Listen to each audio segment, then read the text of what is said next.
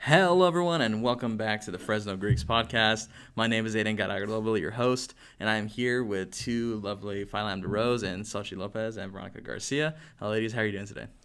I'm good. I'm sorry. I just want to laugh. Nah, no problem. So, these two are proud members of Phi Lambda Rho Sorority Incorporated. They have been active for multiple semesters and have been a staple here at their Fresno State chapter. Ladies, you want to talk about yourselves just a little bit? You want to go first? Oh, hi, I'm Veronica.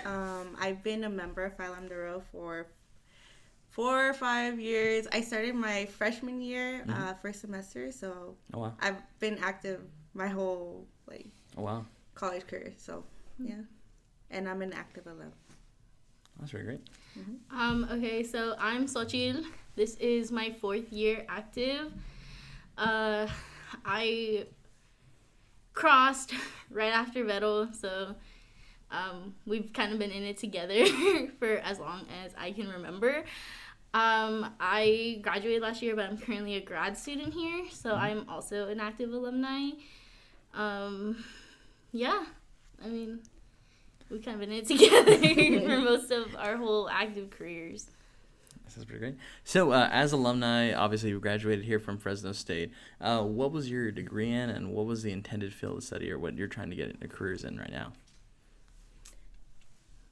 No, right. I was a liberal studies major, and I got my authorization for the BAP program as well. So that's what I did.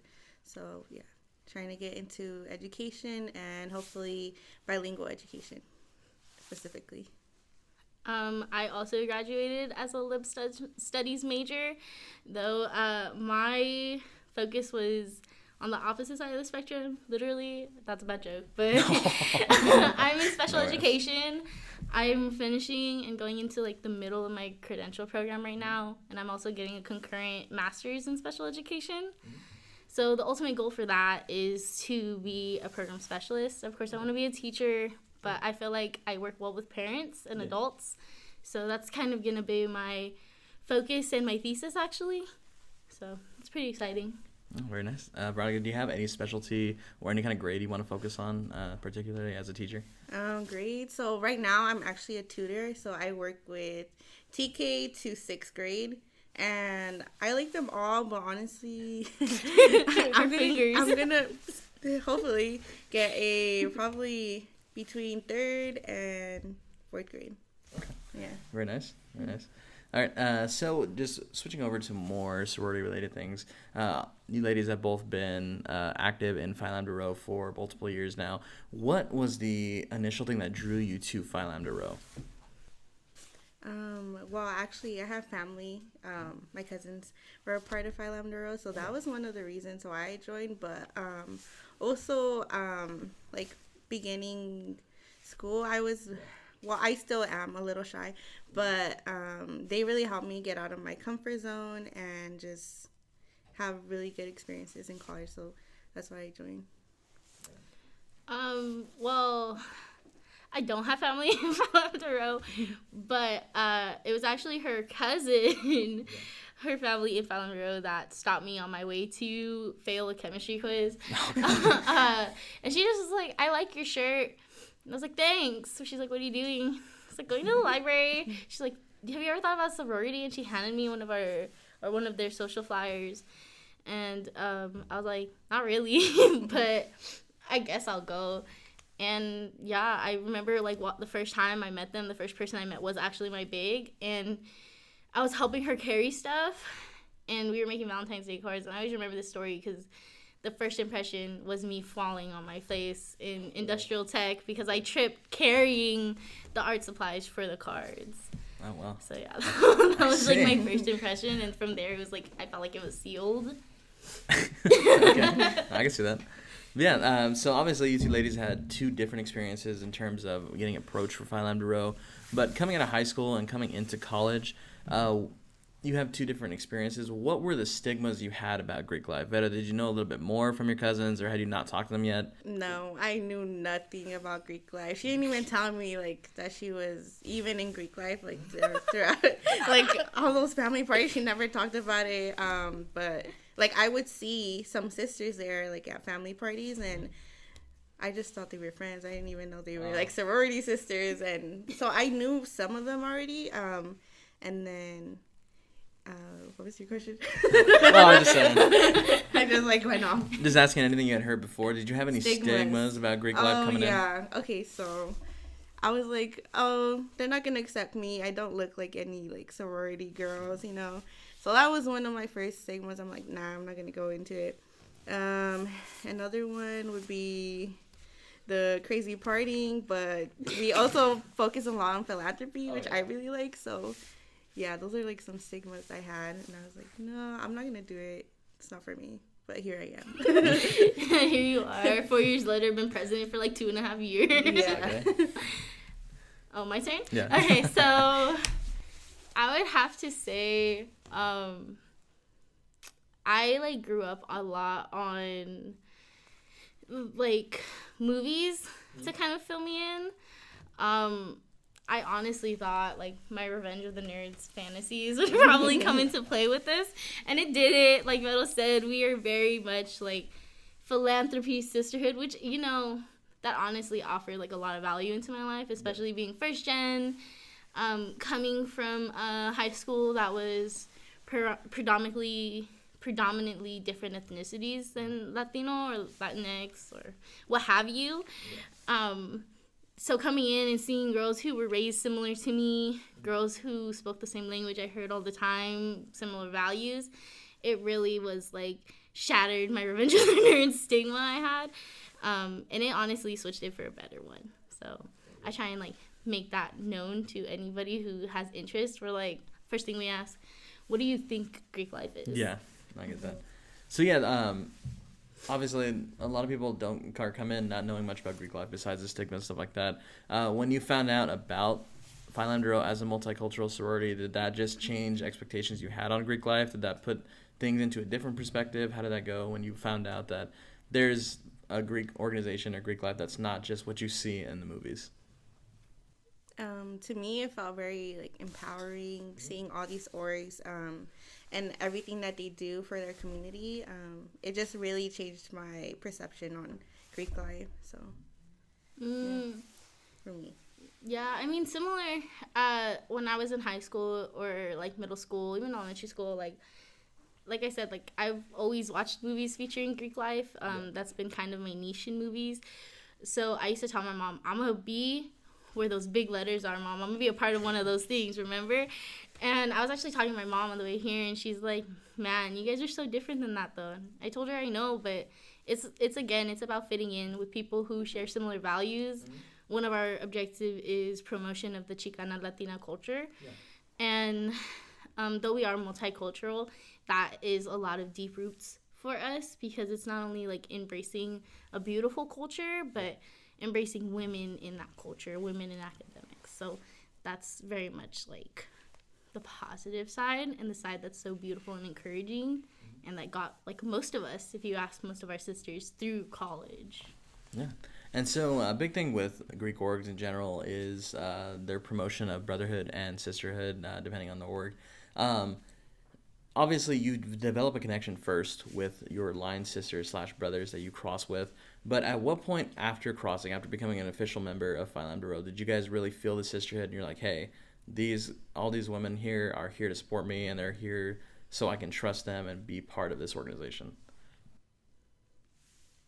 For me, because I already knew, like, some of the sisters, I didn't really feel that separation. Yeah.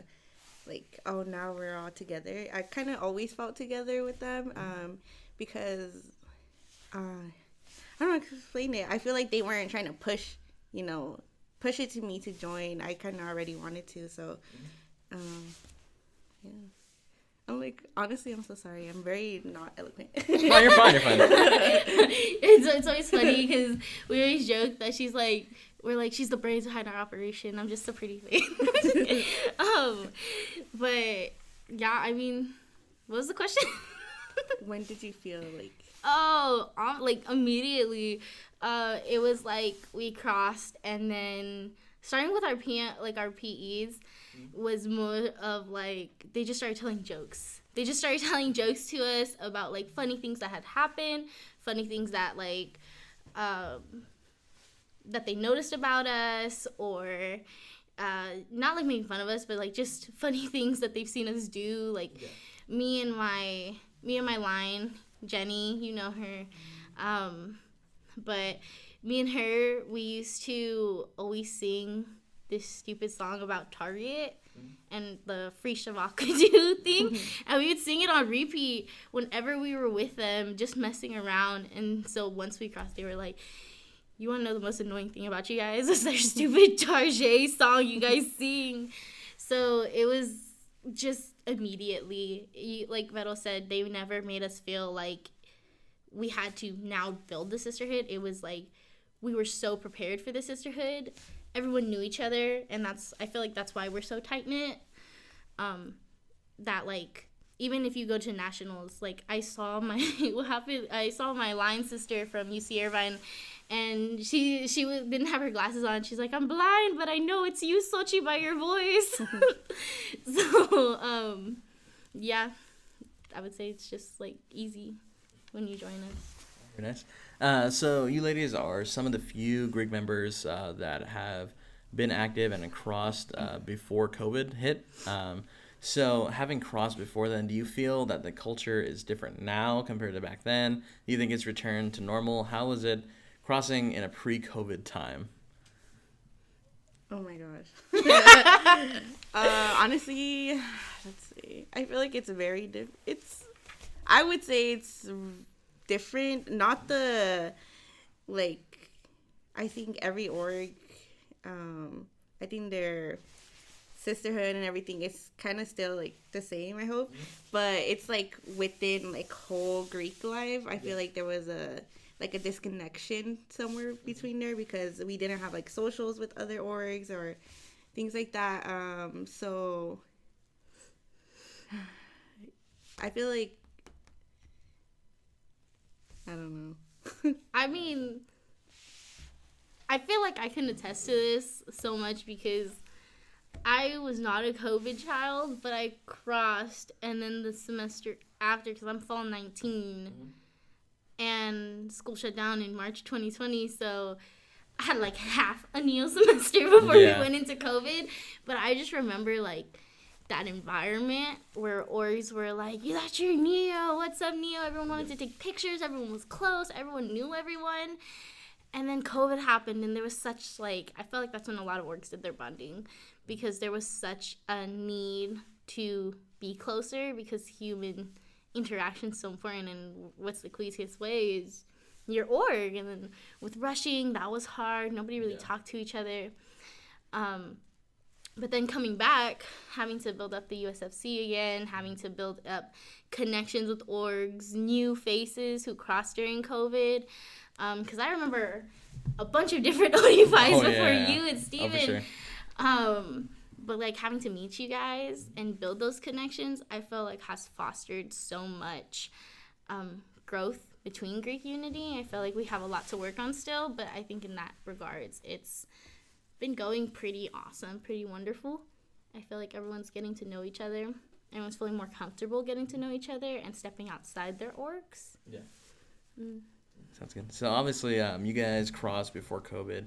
You've been active for quite a bit amount of years, and now you kind of find yourselves in the positions of now you guys are kind of like the old heads. You guys have been here for a while, and so you guys have. Old heads. I guess. Nice. And you guys have crossed a lot of new members into everything. How has your experience changed throughout the process, comparing when you first started out as Neos to how you are now as active alumni? You want me to talk about it? Okay. So, we're having me talk about it because I'm our PE. But, honestly, I feel like it hasn't... Obviously, we can't mention things about our process. No org can. But I feel like in the terms of welcoming new girls in and the differences would probably just be more like getting to know who they are and really showing them how to enter our sisterhood so that when the old heads, Aiden, when we phase out, they're ready to step in. They're ready to be in that, like, chingona status, I guess, you know, being the big dogs in the sorority, and then them having to welcome the new Rositas in, stuff like that. So yeah, moving on from that, obviously you guys have had a lot of great memories throughout the years with your sisters. What are some of the times that you remember the most fondly in terms of talking to your sisters, hanging out with them, doing stuff together? Obviously you guys have done a lot of traveling, I've seen this semester, kind of in comparison to other semesters. How has it been like with your, well, how do I phrase this? How has it been comparing how the time you've spent now with your neos, with your new members and everything, compared to like back when you did stuff with some of your older sisters? I feel like a lot of fresh ideas. Like, I'm gonna call her out by name because she'll love that. Yahaira. So we make a joke about our neos. We call them Yahaidi, because they were our duo babies and our first babies post-COVID. And so they just spend a lot of time together, and they live down the street from each other. So, like, their ideas, for example, like our light festival that we went to, that was Yahaira's, and I know that made us happy because, like, they were ready to jump in. Yeah. And just, like, going through experiences, I would say, like, probably I'm kind of tied between our sisterhood / Vero's birthday cabin trip and probably probably our national conference at Santa Barbara, which is our first conference back in person. And it was just wonderful to see everybody. We went to the beach. Sisters spent time together. Like I said, my line sisters were like, "Your voice, we missed it." It's like, oh, why? But you want to share? Okay. My favorite memory, or my most fondest memory, from before we had Yahaidi, I would say my favorite one was our philanthropy event at Ronald McDonald's. That was like, I always loved doing it. And then, yeah, but then, you know, COVID happened, so we couldn't do it anymore. So that was bad. And then, but we got back into it. So it's like,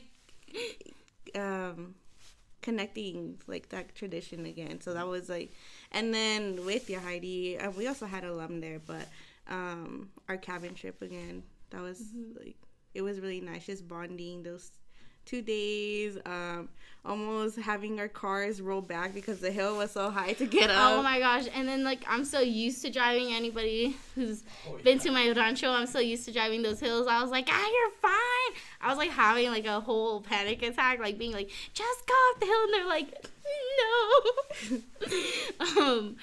Honestly, like, just back onto the Ronald McDonald House, the one we just did, like, compared to the last one we did, it was like so chefs in the kitchen. Like, our now alumni who were our active sisters, they were like, okay, ladies, you do this, and this, and we're like, yes, chef.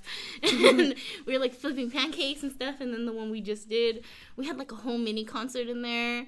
And then I felt so bad because last time we did it, nobody was like there to eat, but we also did it at breakfast, so people were asleep. We're already out the hospital where everyone was coming back home, and like we had like 6 people ask us, "Is dinner done?" And we were like, "Oh yeah, no." We were about to cry. We were like, "We're sorry." They told us, they were like, "Oh, they won't be home. Like, you guys have time." No, we didn't. We felt so bad. But yeah, no, I mean, I just keep looking at Karina right now. But, yeah, I mean, I didn't really get a chance to do stuff, like, pre-COVID, or go to, like, a national conference in person, because my first national conference was online, because that's when COVID happened. But, yeah, I mean, you guys went to, like, the UCLA thing. That was, like, right? Mm-hmm. Well, I've been to a lot of other conferences, like STAN and UCLA, UC Santa Barbara. So I really got to live the whole different life with them. I'm sorry. Oh, my hair got stuck in my nose. Sorry. We're like It's been a long day. We work with children. No, I was about to say, I understand. Yeah. So, obviously, you guys now have had that experience. You're in the position now to kind of build up and coach up your new members. How important are you emphasizing the importance of council relations with other orgs inside the council? Are you guys telling them, like, hey, this is like a big thing that we want to do? Is it because you guys went through COVID and had that shut off? Do you see the importance of it more in comparison now? Well, obviously, like, considering our, what was it, like the picnic all day game day org thing that we hosted and organized with the council and for the council, I feel like that was a big part and what really helped our new members understand how much we value would it be inter-council relationships or council relationships? Yeah. I don't know the grammar. I don't teach English. We value that. Like, in terms of just being as short as possible, our neos definitely know that, like, we know how to communicate with orgs. We make sure that they know how to communicate with orgs. And that's why it's so important for us to, like, have them around orgs and foster those relationships. I mean, like, we've done stuff with you guys with the OD5s, and we've done stuff with the NACs and the KAIs and other orgs. And we're trying to keep building those relationships and reaching out as much as possible to different orgs. And we're encouraging our neos to be part of that and reach out to different orgs as well. Metal's like, yeah. It's like, we're going to answer. Aaron's waiting for Metal, just staring I'm at like, her. nope, that represents. hence the face. Just kidding. No problem. That's going to be so loud when people... No, that's not too bad. Yeah. It is like so in terms of now you guys are alumni, but you're still involved in everything, what is your hopes for Phi Lambda Rho coming in the future within next semester, the next year? What is your hopes for the future of your organization? Staying alive. Well, we are like a small chapter, but my hopes is to obviously grow, and not just because of the numbers, but also just grow like more connections and really foster that family need in Fresno State. And yeah, that's one of my biggest hopes is just keeping our chapter alive. It's honest, like it's honest. Yeah. And yeah, just doing more good for the community. Yeah, I mean, I don't know how many people know this. I know you know this, but it was just me and Beto that were fully actives for like the last year. And we've had a lot of alumni help. Shout out to our alumni that are always around. Mm-hmm. But as like full actives, we have been, it was us, and so we were so grateful. And we really pushed Heidi to understand why we care so much. And I feel like we wouldn't have been like that if the Rhosas didn't offer us a lot of things that helped us get through college. We've talked about this, just me and Vettel, before. We've had a lot of time to grow our friendship as well as our sisterhood, but which is why like we can look at each other and like bust out laughing right now. But just growing, staying alive within thoughts of other orgs. You know, it's hard for a small org to be recognized by other orgs, or because, you know, we do as much as we can, but we definitely want other orgs involved. One of the things we do is for the kids, and that's run through my brother, Rich at Dope Barber Shots stuff. Okay. And we're hoping for this coming next year. It's kind of hard because we do it at the end of fall break, or at the end of fall, but we're hoping that more orgs can get involved and participate and help us volunteer, because it's such a huge event and we definitely need help, donations, but that's something we definitely want to do. I've been saying, like, we want to get like stuff, just random socials, like doesn't even have to be recruitment. Like one of the things I mentioned to them is like I love indoor soccer, so like we can make an indoor soccer day or tournament thing where we play crazy tournaments like my family is, where it's like one team, whoever makes the first goal, you switch out teams. Yeah. So everyone gets a chance to play together, you know? Yeah. You'll get demolished maybe, but whatever. No, just, but things like that, I feel, are going to help the Rhosas grow, but everybody grow. And that's like the most important thing on our mind. No, I understand that. And so obviously you ladies kind of held up your sorority on your guys' backs for quite a while. And you said that you received a lot of alumni support, and now as alumni yourselves, still active and everything, do you feel that your guys' alumni network is a strong point in your sorority? Didn't think that. Are you happy now that you've seen that your alumni are involved and do care as much as you guys? Yeah, honestly, as anybody who's in an org can know, like it's tiring. It's tiring because you're going to school, you have your own other job, if you have a job, and then coming back, but you care because it offers something to you, and you can offer something to your community, to your academics, to others' academics. And so within our alumni network, we have sisters all over the map. We have sisters who come from different chapters. We have sisters who offer to host workshops. We have sisters who are offering internships, and I feel like there's so many different opportunities that come through our alumni network, and it's awesome. Like, shout out to our alumni relations, Inez Castillo, and our external affairs, Amy Baron. Like, they make sure that everyone stays connected, and I feel like that's given us strategies to make sure that our alumni are connected with us. Like, our advisor is literally an alumni sister. Okay. And then we have alumni sisters all over. An alumni sister reached out to us, and we didn't even know she worked at Rao, which is really close by where Vero lives, and now we do, and we know she's a point of contact for us, especially for sisters who want to go into education, because she's an educator there. Mm-hmm. That's great. And so final question here would be, what advice do you have for some women entering college, not really knowing much about Greek life, hearing about it a little bit? What advice do you have to people that might be interested in multicultural sororities? Do it. Find the right one. Find the right one for you. You know, there are so many awesome orgs, and if you didn't know, CSU Fresno has one of the most widest populations of multicultural orgs, especially for sororities.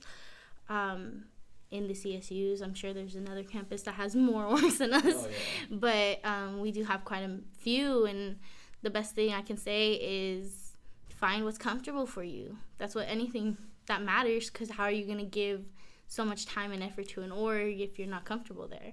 Yeah. And I feel like that's what makes our sisterhood so tight, is because we emphasize that for any incoming girls, any interest, is like, if it's a different council of sororities, then that's where you fit in. If it's multicultural, then that's where you fit in. Find the right one. Find the one you click with. Find the ones that values you click with.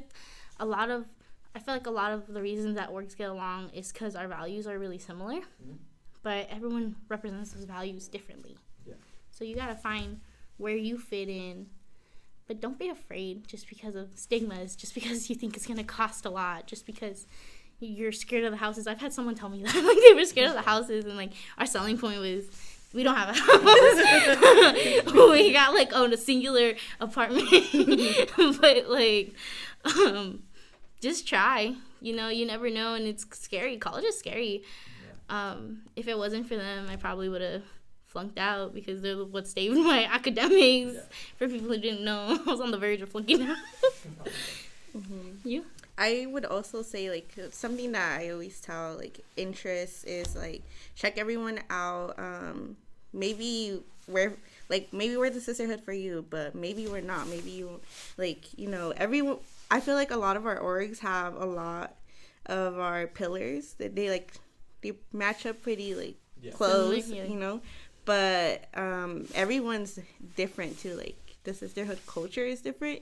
So I always say, you know what, go to other people's socials as well. Check them out. Check us out. But just like Xochitl said, it's just, you need to see where you're comfortable at. And, yeah. All right, thank you, ladies. Thank you for coming on, and I hope we can talk again sometime. Oh yeah, wait for our Neos. Gotcha. No, but seriously, no.